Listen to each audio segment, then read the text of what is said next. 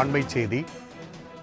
எதிர்க்கட்சியில் இருந்தபோது எது நடந்தாலும் எடப்பாடி பழனிசாமி பதவி விலக வேண்டும் என கூறிக்கொண்டே இருந்த பழக்க தோஷம் மாறவில்லை போல என எடப்பாடி பழனிசாமி கண்டனம் தெரிவித்துள்ளார். கூடுதல் விவரங்களை செய்தியாளர் ராஜேஷ் வழங்க கேட்கலாம். ராஜேஷ், முதலமைச்சர் மு.க.ஸ்டாலினுக்கு எதிர்க்கட்சித் தலைவர் எடப்பாடி பழனிசாமி கண்டனம் எடுத்துள்ளார். இந்த கண்டன அறிக்கை குறித்தான கூடுதல் விவரங்களை பதிவு செய்யலாம்.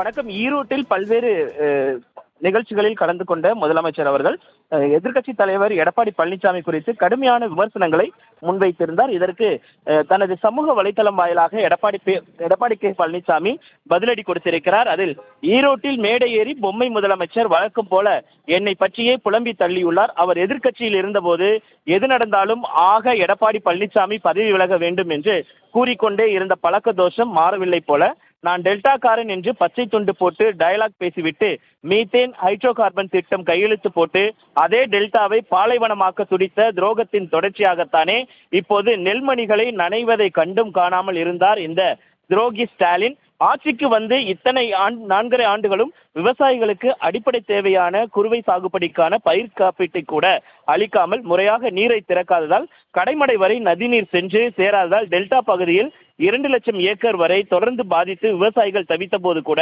விவசாயிகள் மீது அக்கறை கொள்ளாமல் வஞ்சித்த துரோகிதானே நீங்கள் என்று அவர் குற்றம் சாட்டியிருக்கிறார். மேலும் உங்கள் பக்கம் இருந்த மைக்கை மக்கள் பக்கம் திருப்பி இருந்தால் அவர்களே சொல்லியிருப்பார்கள் இந்த எடப்பாடி பழனிசாமி அவர்களுக்கு அவர் செய்ததுதான் என்னவென்று என்று கேட்டிருக்கிறார். மேலும் பல்வேறு கருத்துக்களை அவர் தெரிவித்திருக்கிறார். ரெட் ஜெயின் வாசலுக்கு ரைடு வந்ததும் வேர்க்க விறுவிக்க வியர்வை துடைக்க கர்ச்சீஃபை கூட மறந்துவிட்டு டெல்லிக்கு பறந்தீர்கள். அதையெல்லாம் மறந்து விட்டீர்களா ஸ்டாலின் அவர்களே? நான் எப்போதும் என் உயிருக்கும் உயிரான தமிழக மக்களுக்காக எதையும் செய்ய தயார். ஆனால் ஒரே ஒரு கேள்வி, எல்லாவற்றையும் எடப்பாடி பழனிசாமி தான் செய்ய வேண்டும் என்றால் நீங்கள் எதற்கு சார் முதல்வராக இருக்கீங்க என்று அவர் கேள்வி எழுப்பியிருக்கிறார். ராம்குமார். ராஜேஷ், தகவலுக்கு நன்றி.